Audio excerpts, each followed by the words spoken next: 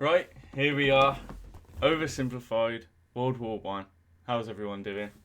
I know it's probably a nervous day for the Americans, well, which is most of you. I know the elections are coming up. I don't know when the results get announced. Maybe today, later on tonight, is it maybe? I don't know.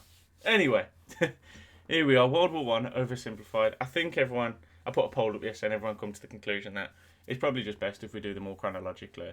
World War One, World War Two, and the Cold War. So that's just how we're going to do it. It's only a short video, 6 minutes, so I might be inclined to speak a little more if I know any background knowledge, because I'm quite good with World War One and World War Two.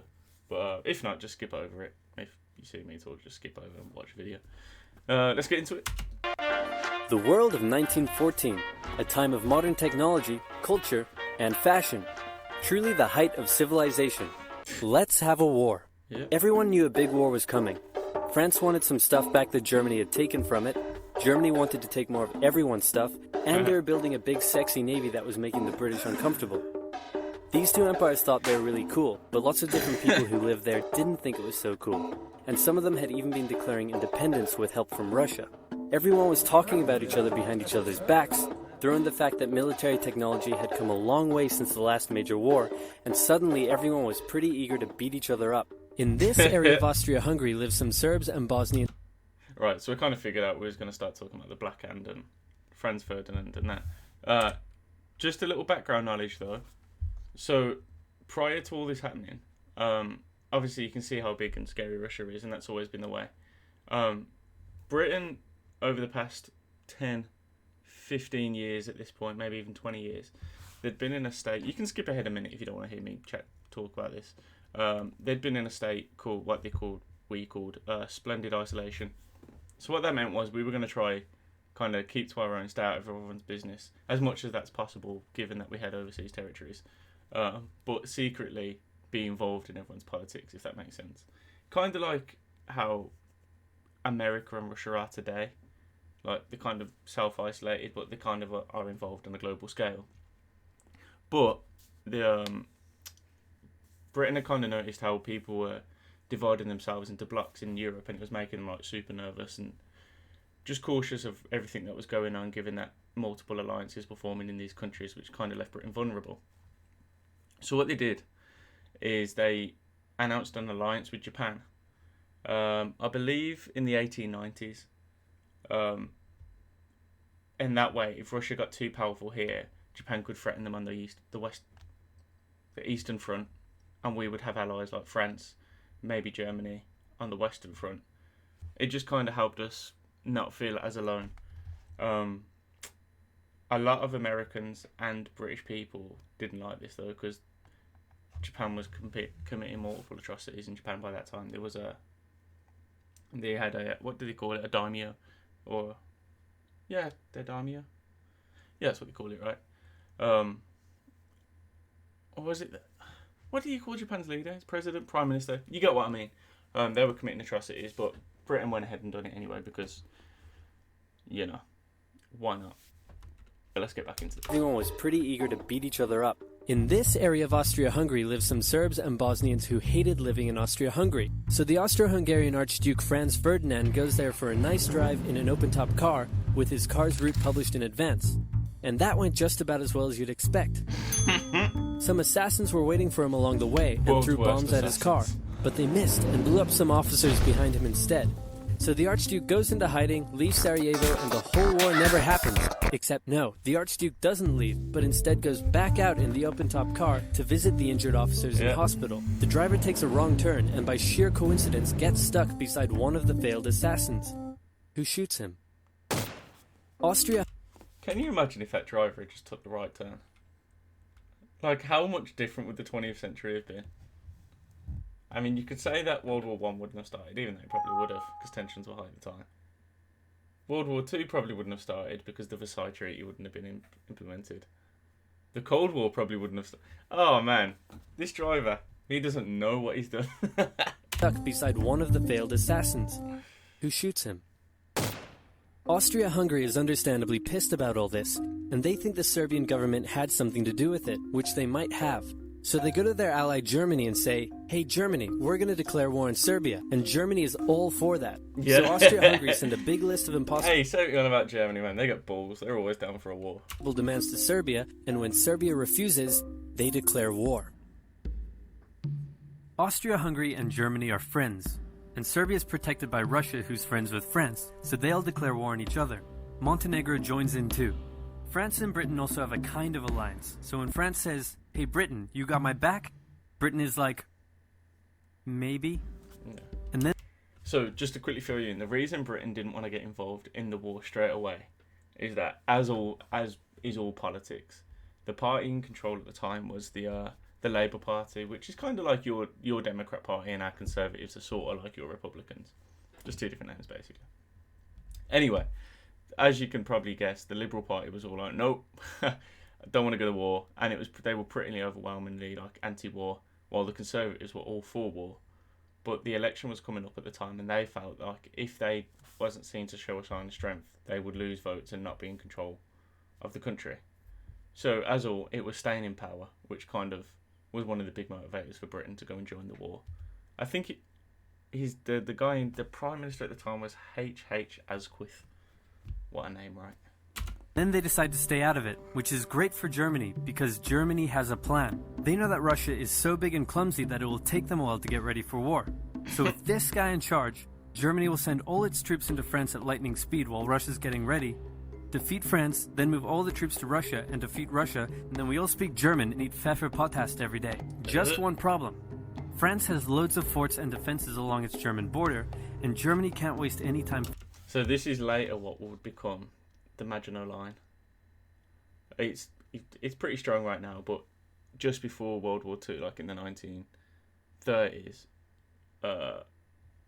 and the 20s, France just buffed this up so much that it was like it just covered from down here all the way up here, and it was just huge. But the Ardennes forest is like here, which they didn't think the Germans would be able to push through, and they pushed through. This is in World War II, by the way, not World War One. Fighting them, so Germany decides to go around them through Belgium. Belgium is neutral, but Germany wants to march 750,000 troops through it to get around France's defenses. Wait. But Germany wants to march 750,000 troops through it to get around France's defenses. They're hoping Belgium will just kind of sit down and shut up, but they don't. They fight back, and they're pretty good too, so they slow the Germans down. What's worse is that Britain shows up, and they're pretty pissed that Germany's invading neutral countries. So now Britain declares war on Germany. So Germany push on through Belgium and commit some atrocities along the way. They also wear spikes and sometimes skulls on their uniform. So if you're trying to not look like the bad guys... I feel like I keep pausing on that. But just so Germany push on through Belgium and commit some atrocities along the way. They also wear spikes and sometimes skulls on their uniform. Them skulls are the same skulls that the SS wore. They called the groups that wore them helmets were called the Einsatzgruppen, and they were like the German SS death squads which followed in behind the invasion forts, rounding up Jews and gays and gypsies. But yeah, same skulls. So if you're trying to not look like the bad guys, good job. The Allies have a propaganda extravaganza, and this starts having an influence around the world, notably in America. The US President Woodrow Wilson sees himself as a bit of a Jesus figure and spends most of the war trying to get everyone to just hug it out. But there's also a large population of ethnic Germans living in the United States, and when the war first broke out, they were like, yay, Germany. But now that they're committing atrocities in Belgium, they're less enthusiastic. Let's play Spot the French Soldier. Did you see him? Easy, right? He's wearing a bright blue uniform with red trousers. And do you know who else spotted him easily too? The Germans. So when the French were slowly marching in columns through the countryside, the Germans easily tore them to shreds with their giant guns. All the nations involved in this war went in with an old-school war. War is an adventure, bayonet charges are cool, cavalry is really effective, dying for your country is awesome. Yeah, sounds about right. And all of them had to update their uniforms and tactics a lot during the Great War. Because this war was going to be like nothing anyone had ever seen before. Great War. Russia's ready for war, and way earlier than expected. Hey Austria-Hungary, can you get on top of that? Oh yeah, sure, we've got this. Nope. So Germany has to send some troops back to the east to defend against the Russians. The chief of staff of the Austro-Hungarian army is this guy, and although he is handsome, he turns out not to be the best military strategist. Austria-Hungary constantly ignores Germany's advice, Is this where Serbia and then starts comes fucking running everyone back up? to Germany whenever they get in trouble. Austria-Hungary even gets its ass kicked by tiny Serbia, who repels all their invasion attempts at the start of the war. It's better news for... Right, if you look into like what Serbia had available to them in terms of military strength, it is literally nothing, and they would just like, it kind of just. I understand it's a short video, it kind of skipped past that, but Austria-Hungary tried a few times, like a few different methods to try and take Serbia, and Serbia were just not having it, man. I don't know if it's that Slavic mentality that they have, like they're so straight-faced and just don't care about anything. But yeah, man, Serbia wasn't having any of it. Germany in the north, though, where they almost completely wipe out the Russian Second Army. Back on the Western Front, the Germans continue advancing and are in sight of Paris. At this point, anyone would be forgiven for thinking the Germans were going to get that quick victory after all, but then things start to go wrong. The French commander-in-chief knew something had to be done, and he ordered his armies to stop retreating. In the resulting battle, a gap opened up in the German lines. If a gap opens up, the enemy can use it to flank you from the side and behind, so the German armies have to retreat. The Allies launch a counterattack, so the Germans dig into defensive positions. The Allies do the same. Then both sides move north, trying to outflank each other along the way. When they reach the sea, they're in a stalemate with trench systems running the whole way from the coast to Switzerland, the beginning of trench warfare on the Western Front. Here's how trench warfare works. Two opposing lines of trenches with no man's land in between. One side would pummel the other with hundreds of thousands of artillery shells, sometimes for days at a time. This had a huge psychological effect on the soldiers. Jesus Christ. Look at this guy. Man, can you even begin to comprehend the things that he's seen? He just looks fed up, like he doesn't care if he lives or goes. This guy just looks like he's not fit for warfare in the slightest. And he's had his hand taken off. Man, conditions in the trenches were brutal. I suspect you guys would have learned about them in school as well, but can't even comprehend it, man. Leaving many shell-shocked. Then, the attacking troops would leave their trenches and rush across no man's land. A muddy wet mass of shell craters and barbed wire. The defending trench would unleash machine gun fire on the attackers, inflicting thousands of casualties. The attackers would send wave after wave until either they gave up or the opposing trench was finally overrun. There would be months of fighting and the deaths of thousands in order to gain a few meters or kilometers of land. Living in the trenches was hard work too. Corpses, mud that could swallow you whole, pools of poisonous water, rats, disease, the smell. It's insane that millions of soldiers put up with these conditions, and commanders ordered them to do so for years. Yep. Oh man, it's a shame these videos are so short. I assume they'll do like multiple parts, like part 3 and 4 and whatever. But yeah, man, I don't know why Oversimplified isn't kind of showed in schools. To be honest, it's so simple, but yet it covers pretty much everything in such simple manners, and you're free to kind of explore them. Let me know how you guys felt about me pausing and talking. Would you rather me just shut up and just watch the video? I felt like I might have talked too much, but I'm not chatting shit. I have got some knowledge on the subject, so if I can share it, I figure why not, right? But I'm not gonna lie. I'm probably just gonna go ahead and do part 2 straight away and release that today. I don't see the sense in just releasing whatever this video is, 10 minutes maybe. I'm probably just gonna go do part 2. In fact, that's what I'm gonna do. I'm gonna do that. Right. Peace out, guys, and I'll see you in a few seconds.